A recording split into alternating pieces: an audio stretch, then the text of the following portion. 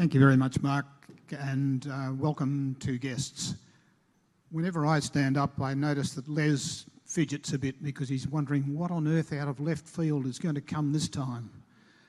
But today, one of the things that we in the Gold Coast Neighbourhood Watch have been endeavouring to do is to try to work out a way of involving younger people in Neighbourhood Watch. And I'm very pleased that we have enormous cooperation from the Gold Coast City Council. And we have today two young men from the Gold Coast Junior Council who will tell us a little bit about what Neighbourhood Watch means to younger people. First up, I would like to introduce Caelan Pascoe, who is the Junior Mayor of the Gold Coast City Council. Caelan.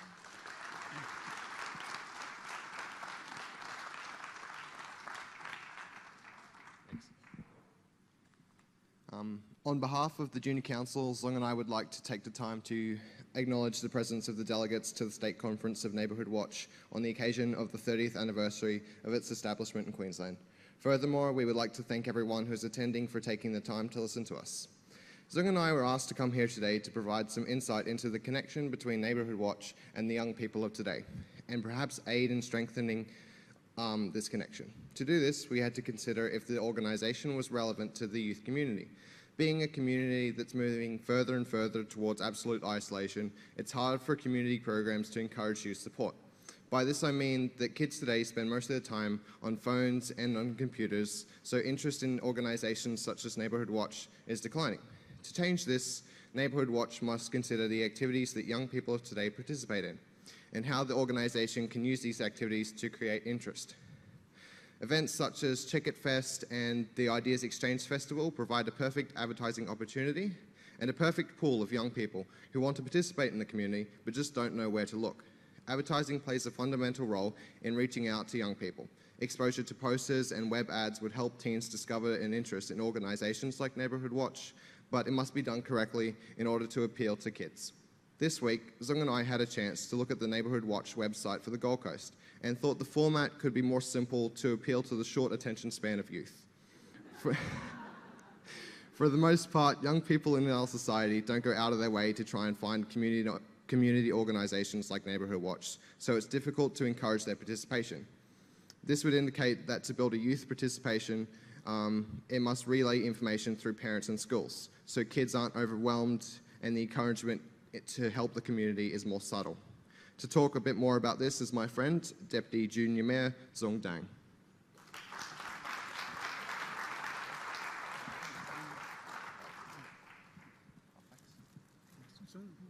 Good morning, everyone. I'd like to take this chance to thank Neighbourhood Watch for allowing us this opportunity once again to express our experiences and possible suggestions for how Neighbourhood Watch could help appeal to youth.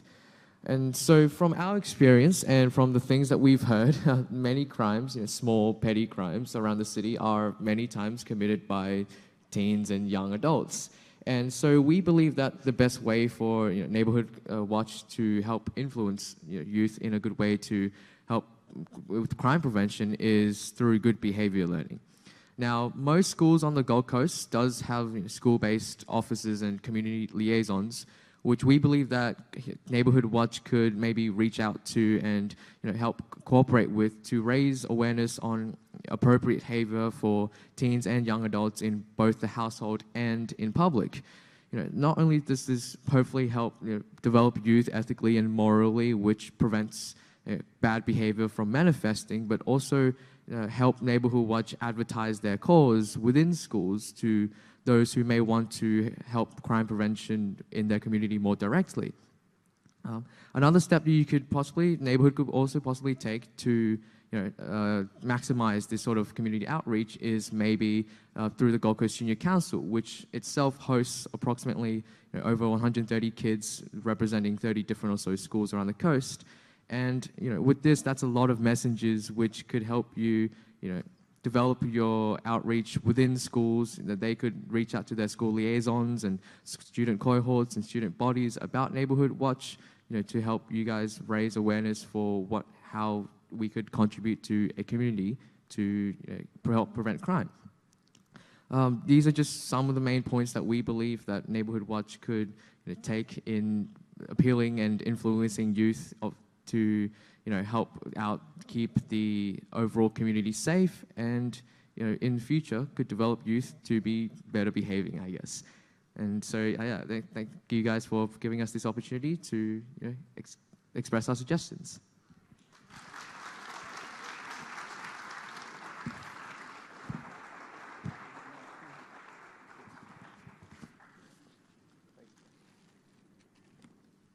Thank you very much indeed, Caelan and Dung. Would you please give them another round of applause? Thank you.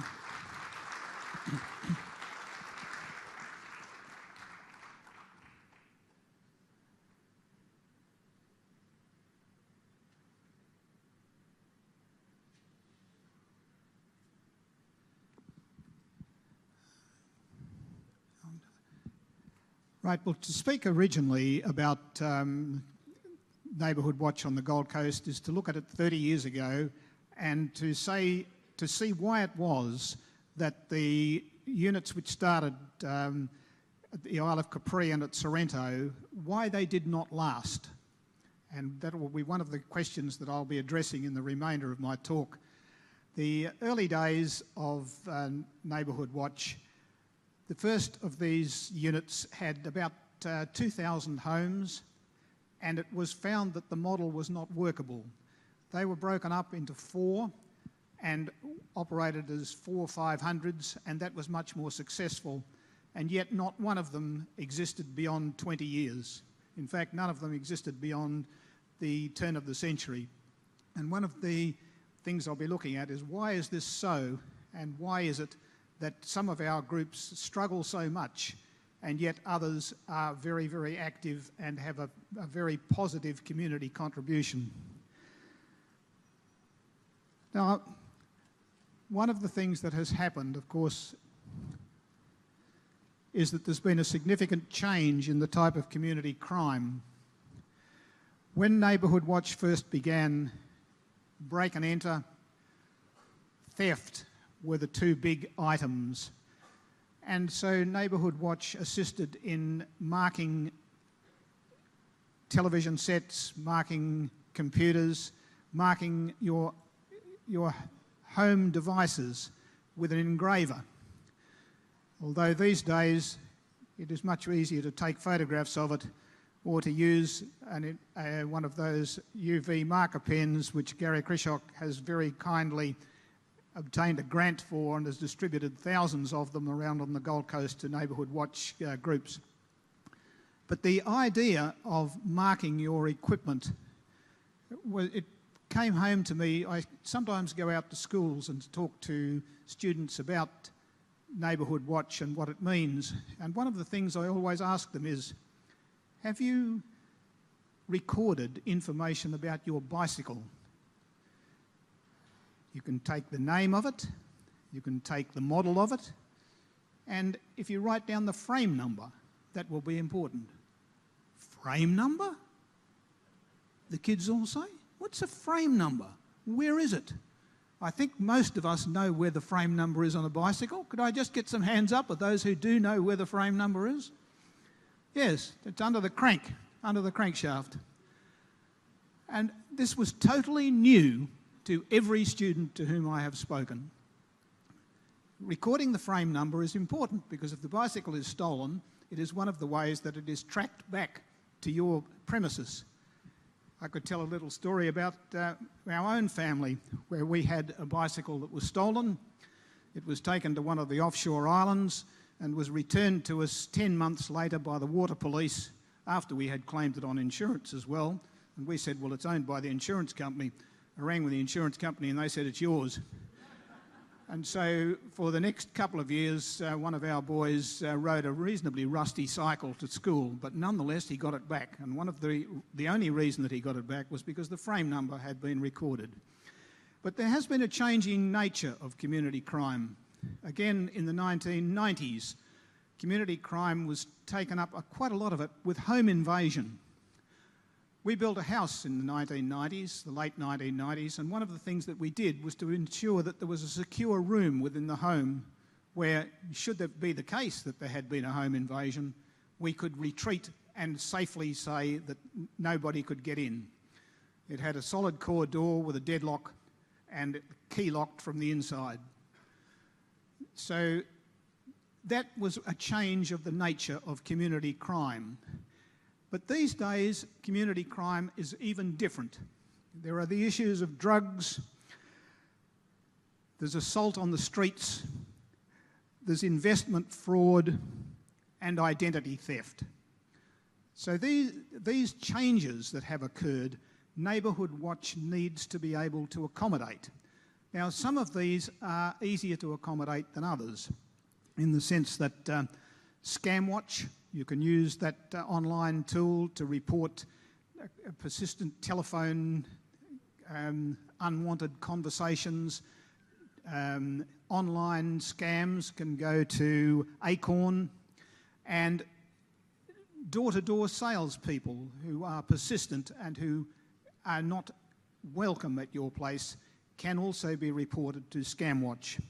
So the changes that have occurred in community crime, including this business of assault on the streets and untoward activity on the streets, is something that we need to be aware of as Neighbourhood Watch members. Now, does Neighbourhood Watch require active community participation? One of the reasons why the groups failed in the early days was that there's not so many people around to do the heavy lifting.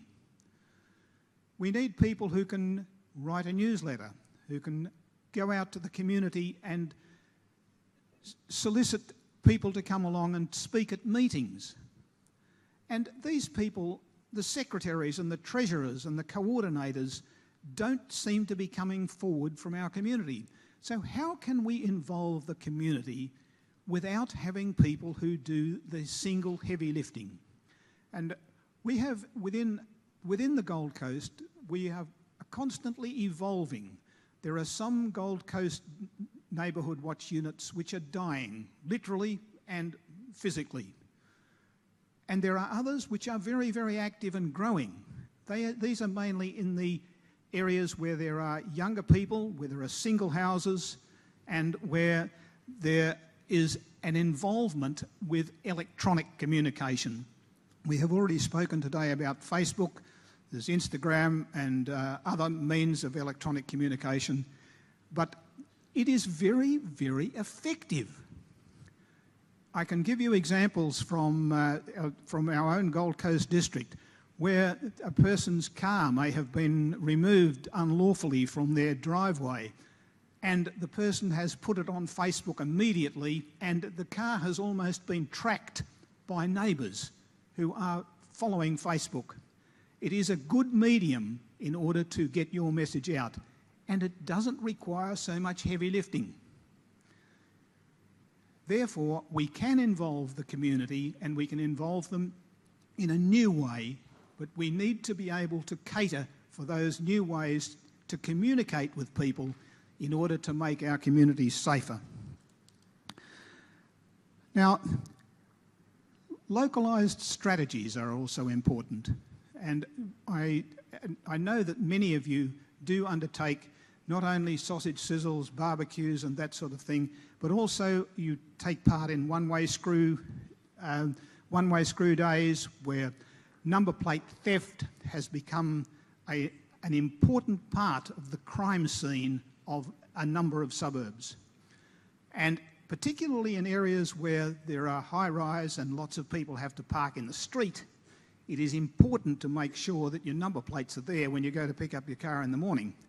And so in order to make sure that they will be there, take part or organise a one-way screws day for your particular Neighbourhood Watch group. Now,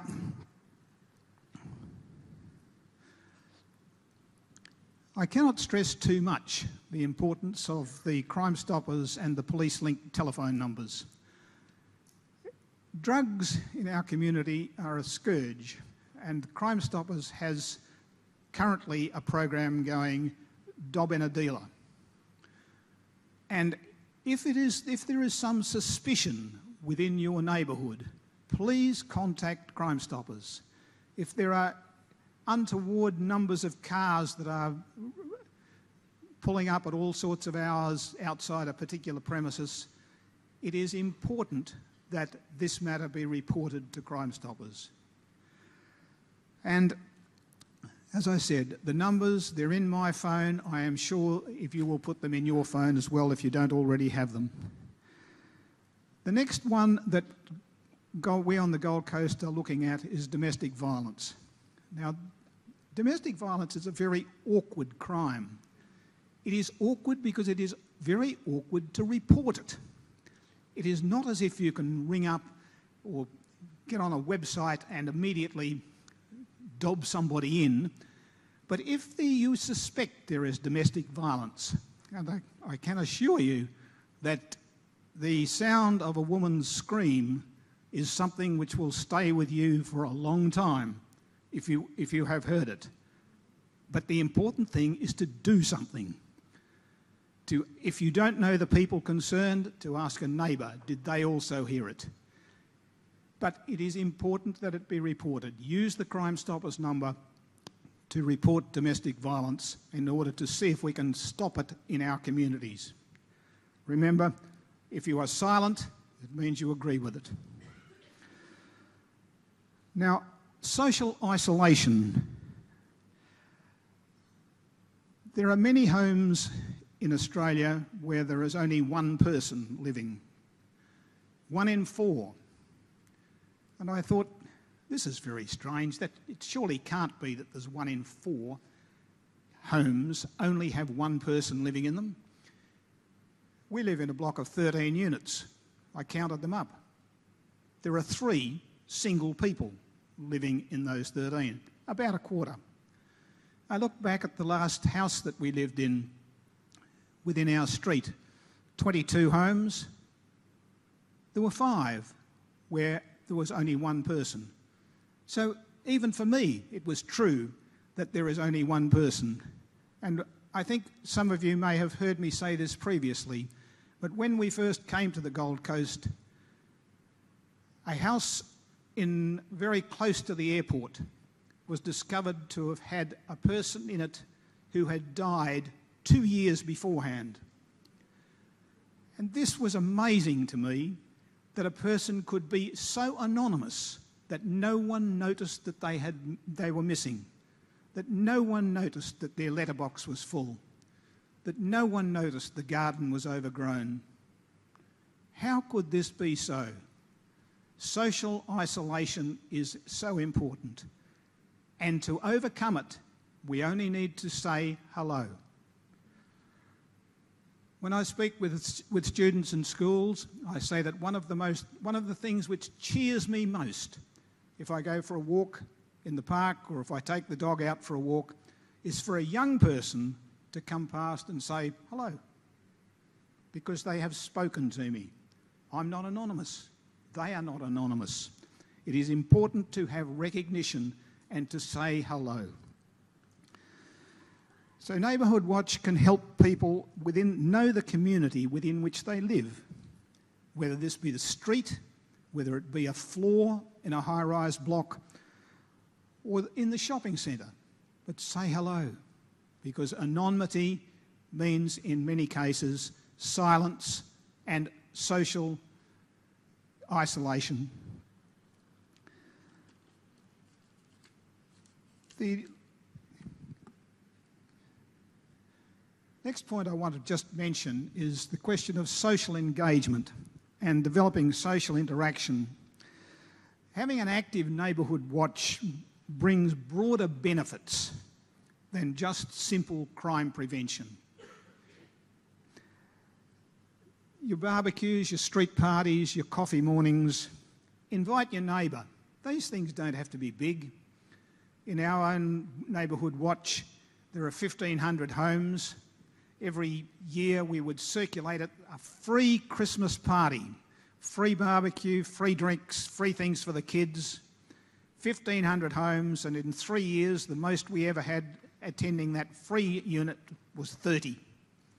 But nonetheless, there were 30 people who then went out and spoke about, well, you know, we had a pretty good time, it didn't cost anything, and it was attended by 29 other like-minded people. And hence, there were at least 30 people within the community who became active, not in necessarily being a member of Neighbourhood Watch, but in being a member of the community to undertake issues and programs very similar to the ones that we officially do as Neighbourhood Watch. So it's cooperative security, looking out for each other. That's what we are about on Neighbourhood Watch. And in conclusion, I would just say that social inclusion and integration in areas where we have such a diverse community, whether it be age-related, religion, ethnic background or whatever, it is essential that we do say hello. Now, just to finish off, I have Keith from Crime Stoppers, who has a commercial that he wishes to put to you.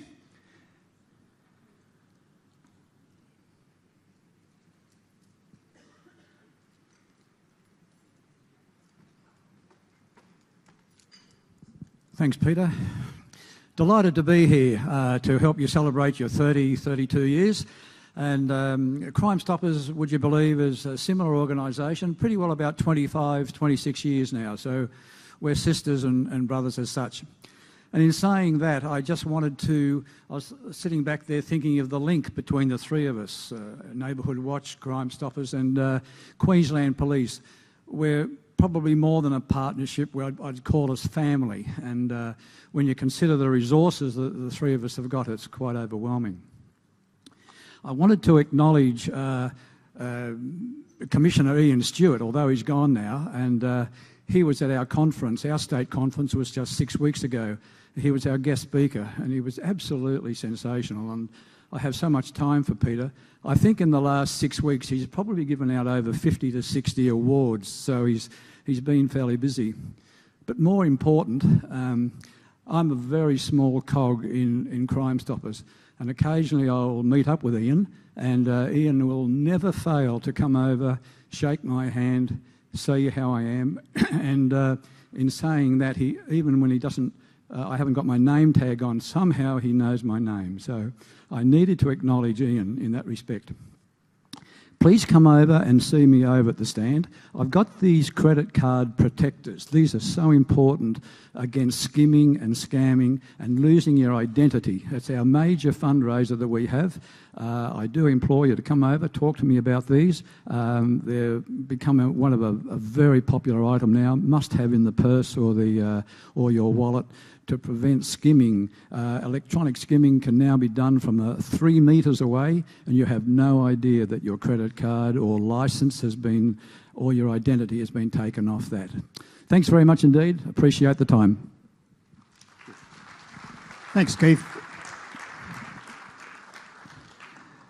And just the final slide, they actually were two videos. You may have seen them on YouTube, but the first, the one on the left, the lady had 5 irons hidden under her cardigan, and in the other one, the lady had an absolutely chock-a-block trolley full of material stuffed in her clothes. So, thanks very much indeed for listening, and I'd wish you well for your Neighbourhood Watch local groups. Thank you.